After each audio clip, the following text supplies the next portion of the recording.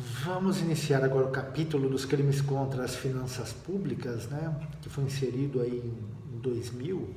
Tem como fundamento o artigo 165 seguintes lá da Constituição Federal, né, e também, né, veio em razão da Lei de Responsabilidade Fiscal, né, que teve por objetivo, né, trazer limites, né, impor limites à atividade do administrador público, né, para que ele atue, né, com responsabilidade junto ao seu mandato, né, à sua legislatura, à sua atividade de gestor público, né. Então, né, já pensando até nisso, né, a gente vai sempre encontrar um sujeito ativo, né, essa pessoa, né, o administrador público, né, o gestor público, né, ou aquele que ordena a despesa, autoriza a despesa, realiza a despesa, né. O artigo 359-A, né, e a gente faz aqui novamente uma crítica ao legislador, que poderia ter continuado aqui os artigos 360, porque a gente já está finalizando o Código Penal, então não teria por que ficar A, B, C, D. Ele poderia ter inserido 360, 61, 62, né, e assim por diante. Tá? Aí diz o 359-A, ordenar, autorizar ou realizar operação de crédito, interno ou externo, sem prévia autorização legislativa. Então, primeira coisa, né? Ordenar, né? Ordenar é aquele que manda, aquele que ordena, aquele que determina que algo seja feito, né? O que seria feito, né? Operação de crédito. Autorizar, né? Permitir que alguém faça, né? Dar a licença para fazer, consentir expressamente, né? E realizar é aquele que executa, torna efetivo, põe em prática, né? E é claro que esses três verbos, né, são tipos penais alternativos. Se o agente praticar os três, responderá por crime único, né? Bom, o que é operação de crédito, né? Como o fundamento desse dispositivo ele está lá na Lei de Responsabilidade Fiscal, ela própria traz lá no seu artigo 29, inciso 3º, o que seja operação de crédito, né? Ou seja, aquelas realizadas pela administração pública contemplando compromissos de pagamentos a serem honrados no futuro. Então, operação de crédito, né, são aqueles atos, né, praticados pela administração pública que visam o pagamento de compromissos, né, de obrigações assumidas por ela, a administração pública, no futuro, e que devem ser honrados no futuro. É aquele planejamento, né, que eu faço para pagamento de obrigações que eu tenho, né. Tem por objetivo garantir que as transações elas contribuam realmente, né, em prol da coletividade, que não exceda aquela capacidade orçamentária do ente público, né, que não exceda aquela capacidade de pagamento, né, ou seja, eu tenho que planejar os meus gastos de acordo com a minha receita. Eu só posso gastar de acordo com aquilo que eu recebo. Na verdade, é aquilo que a gente faz no dia a dia, na nossa vida, né? E que a administração, com maior razão, deve fazer também, né? Então, todo gasto, né, toda operação de crédito que o poder público vai fazer, há necessidade de uma autorização legislativa, uma autorização prévia do poder legislativo. É justamente para que ocorram aqueles freios e contrapesos, né, para evitar que um poder, né, acabe se desgastando, né, em razão de um compromisso orçamentário, de um compromisso de crédito muito alto, né, do qual ele não tem condições de arcar, né? Então, por isso, há necessidade desse controle legislativo para que isso seja feito, né? E essa autorização prévia do Poder Legislativo é um elemento normativo que vincula a licitude do ato, né? Não vamos esquecer, né, lá das lições de direito administrativo, né, que os atos administrativos eles são vinculados, né? São vinculados à lei. A lei determina que haja autorização do Poder Legislativo. Em não havendo, nós temos o crime. É claro que vocês vão me dizer assim, mas essa obrigatoriedade da autorização do Poder Legislativo, ela vem desde a Constituição de 88, né? E agora só em 2000 que veio essa preocupação, né? De certa forma, né, o legislador ele vai se cercando de normas, né, para impedir que o administrador exceda, né, naquilo que ele pretende fazer, né, e às vezes até ocasionando caos, né, nas finanças públicas, né? Por isso que há esse controle, e em razão disso evidentemente, a ratio legis, né, da lei de responsabilidade fiscal, né? Aí quando ele vem falando em ordenar, autorizar ou realizar, quem é o sujeito ativo? É a pessoa que ordena, que autoriza e que realiza a operação de crédito. E sempre lembrando que, em se tratando do presidente da República, há uma lei própria, né? A lei de responsabilidade do presidente da República, que é a lei 1079 de 1950, vejam aí, uma lei de 70 anos, né?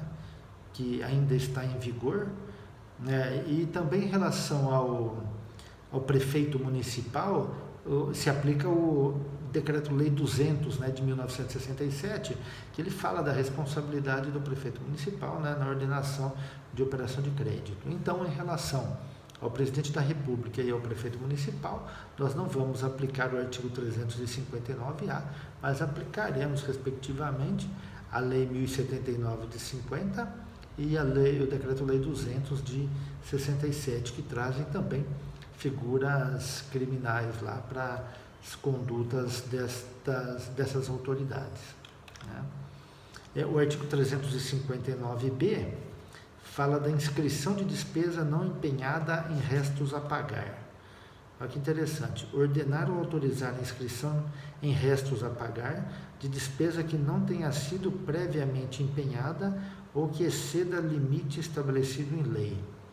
Vejam bem que ele sempre vincula a conduta, ela é vinculada em alguma coisa, né? Ou seja, algo deveria ter sido feito e não foi, né? Não foram cumpridas as regras legais estabelecidas para aquele caso.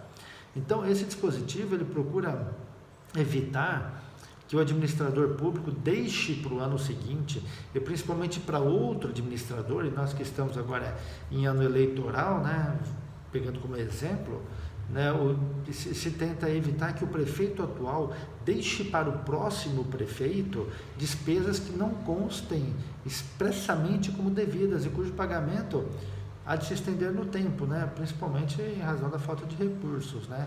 Então impede que na verdade, o atual mandatário do poder público, ele deixe para outro algumas despesas que não estão previstas, né? Ou seja, o sujeito vai assumir no próximo mandato, lá o primeiro ano não pode fazer nada, porque está tudo comprometido, né? E o prefeito anterior deixou um monte de coisa para ele pagar lá que não havia nem como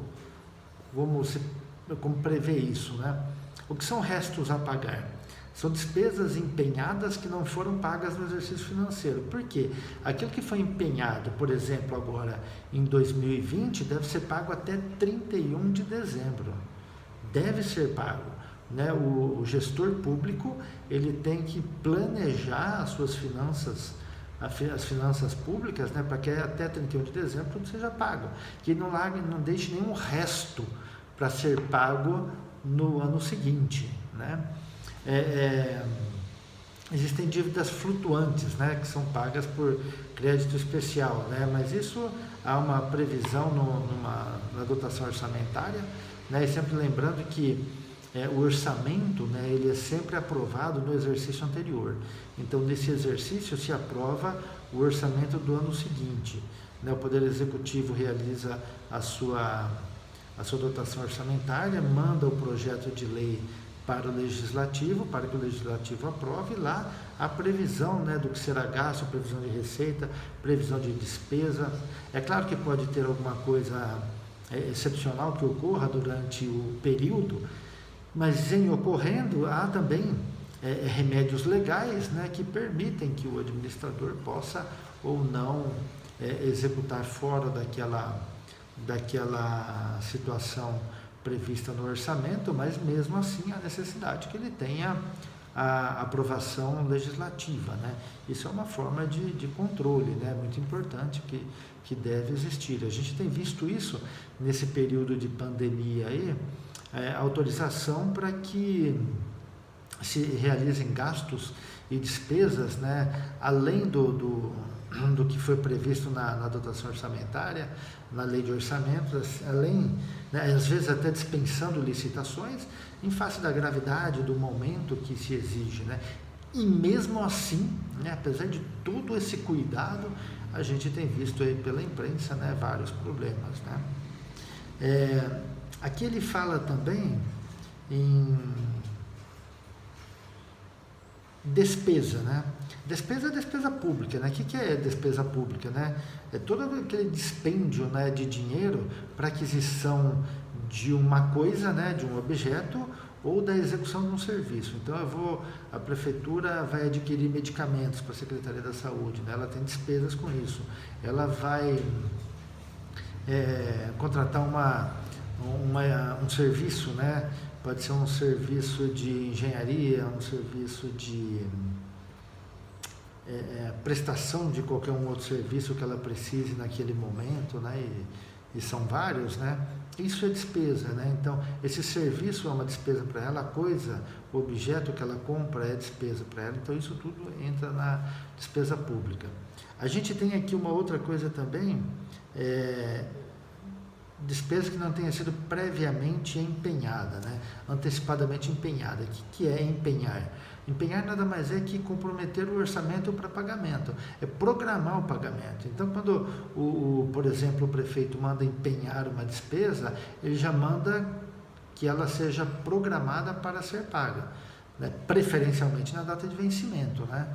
Então, quando a gente fala assim, isso foi empenhado, ou seja, já mandou para pagar, para programar o pagamento, então esse é o empenho, né? O que exceda o limite estabelecido em lei. Às vezes a lei estabelece, o pagamento é até tantos milhões, né?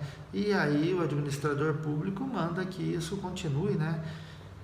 É o que a gente ouve falar assim, vai estourar o teto. O que é o teto? É o limite estabelecido na lei e que não pode ser estourado, porque de onde vai entrar o dinheiro? Como você vai fazer para pagar? Vai tirar de uma outra conta, de uma outra secretaria, de um outro ministério. Como é que você vai conseguir isso, né? Então, na verdade, esse dispositivo ele exige também, né, que se moralize, né, a atividade do administrador público em relação ao que é gasto, né, em relação ao dinheiro público, né? E isso, apesar de tudo, né, a gente tem visto que não acontece. Esses tipos, né, são normas penais em branco. Por que são normas penais em branco, né? Porque elas exigem que se vá analisar se a lei autorizou ou não, se a lei permitiu ou não, e quem e que lei é essa, né? É sempre um ato legislativo, né? Então a gente tem sempre uma norma penal em branco homogênea, porque a gente busca, né, no mesmo órgão, né, na mesma fonte do direito penal, o seu complemento. Ok? Um abraço.